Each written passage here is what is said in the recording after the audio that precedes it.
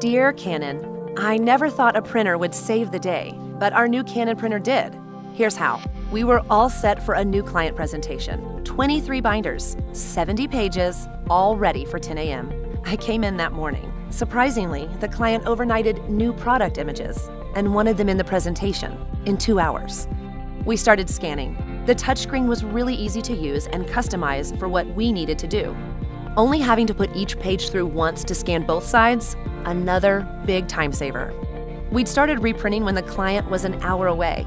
70 pages times 23 people, printing at as fast as 28 pages per minute.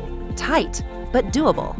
Connecting our department's tablet directly to the printer helped ensure we didn't waste a precious second. And the optional high-capacity toner cartridge and extra paper cassette meant minimal interruption.